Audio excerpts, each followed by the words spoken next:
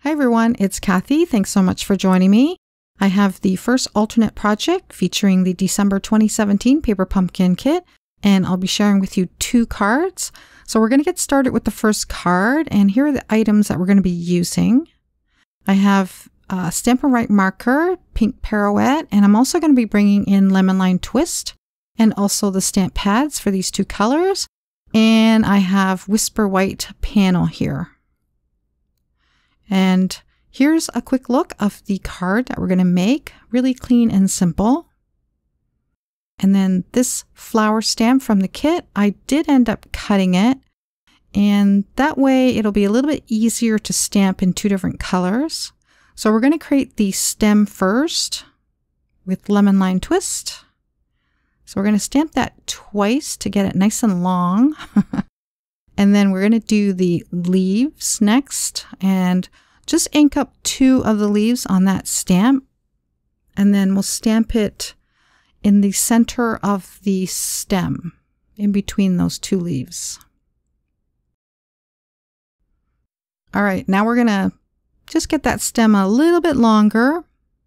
I do swipe off the bottom part there because that'll be a little bit too long. And try to connect it, but I didn't do a very good job, so that's why the marker is required. So I'm just going to connect it and then also just widen up the stem just a little bit. I also added some shading on each of the leaves too. Okay, now we're ready for the flower. And it is a small flower, so we're going to build the flower to get it more proportioned to the size of the stem. And when I ink up the left side, just swipe on the right, just so that you don't have too much overlapping. And then you'll do the same thing on the other side too. And then this next step, just ink up halfway on this stamp, and we'll stamp it about 4 times. And this will be our second row for this flower.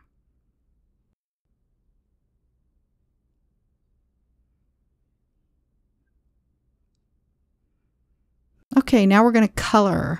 So I'm using the pink pirouette marker and starting on the center petal, just shape that. And we're just going to shade all of the petals really lightly. And where you're going to get it a little bit darker is at the bottom of the flower. And our shadow is going to come from the left side. I am going to darken up the left side a little bit more. And also, I'm going to darken up the second row.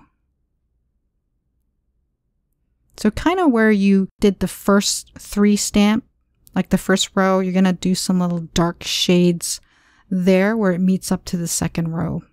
Hope that makes sense. All right, here's pencil crayons by Stampin' Up. We're going to use Melon Mambo and also the green one. I can't remember the name of that one. And we're just going to do the same thing with the pencil crayon. Just darken up the areas that need to be darkened, and then we're going to hit it with the water brush just to soften up the pigment.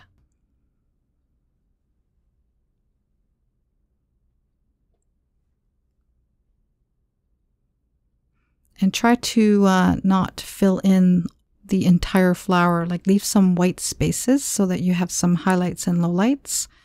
And that way it kind of pops. And when you're blending in the pigment with your water brush, if there's too much pigment on your brush, just make sure you swipe off.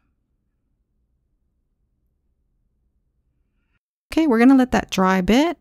And then we're just going to ink up the 1 leaf on this leaf stamp. And we're going to stamp just 1 more just to fill out that empty spot there. And then we'll just add some shading on that 1 leaf. And then to really get that flower to connect to the stem, we're going to add a little base. Okay. And I do end up shading it a little bit more with the Melon Mambo pencil crayon just to get it a teeny bit darker. So I am pressing just a little bit harder. And then I'm lightly touching it with the water brush. And then I thought I'd bring in the green pencil here also. and the water brush. Okay, so the flower's done, and now we're going to stamp the sentiment.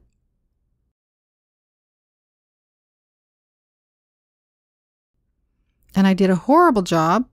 I think the blob above the Y kind of distracted me. And then this wobble, oh no. So I did stick my head right over top of it and did a double stamp. So it wasn't too bad, but the middle part was not quite dark enough. And so I brought in my fine tip marker and I just traced the letters out and made it a little bit thicker. And I didn't do too bad of a job. Now, if I did a horrible job, I would have actually redone the whole panel. So we're going to move on, and I'm going to stick this on to a pink pirouette panel. And then also a top folding card base.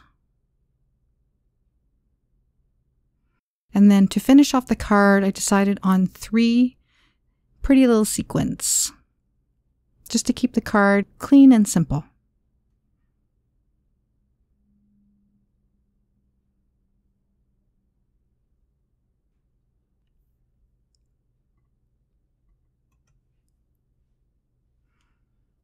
Okay, I hope you enjoyed that. Now we're going to move on to the second card, and it's going to be a little bit of a variation of the kit itself. We're going to be using Lemon Line Twist, the square cardstock, and the 2 card bases in the kit. And I'm going to use that mangled Sahara Sand one. And also the largest circle die by Stampin' Up! All right, and here's a quick look of the card. Starting off with separating out die panels. We're going to cut those in half, and here are the 2 pieces that we're going to be using, the solid side of the Sahara Sand and the die cut side of the square card. And I'm just lining up the square card base there and just tracing out a circle. And we're going to stamp the leaves inside that circle.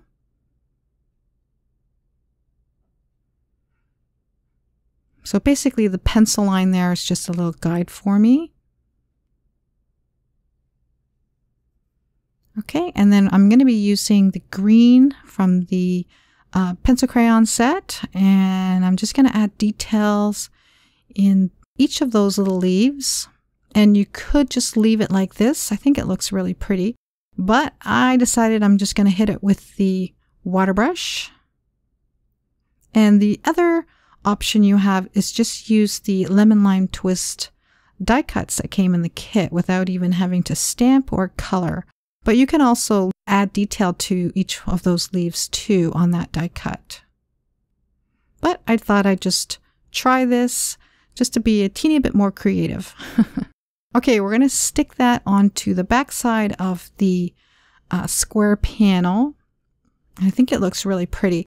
And I do end up sticking down some of those parts there because they did kind of stick out too much and might catch.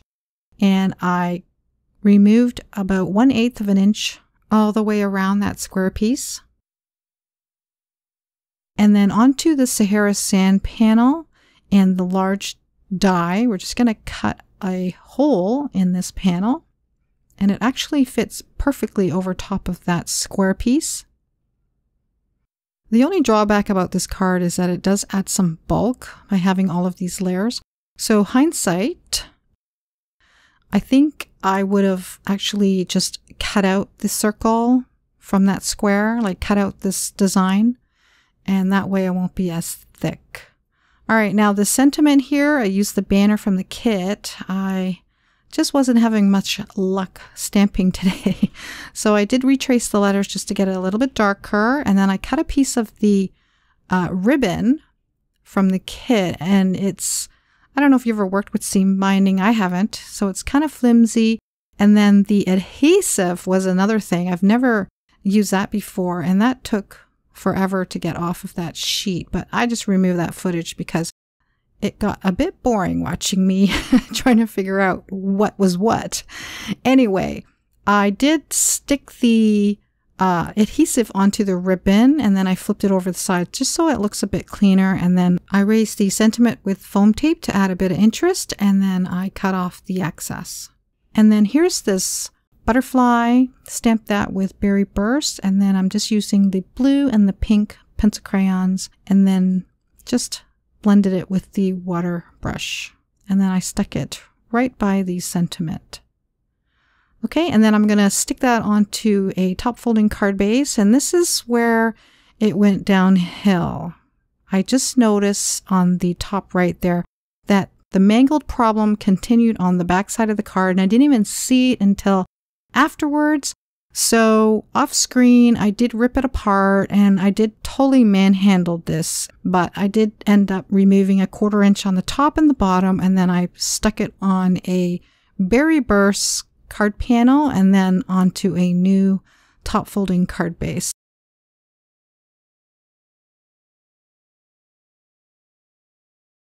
So there's the 2 cards. I hope you enjoyed it nonetheless. Thanks so much for joining me. Bye for now.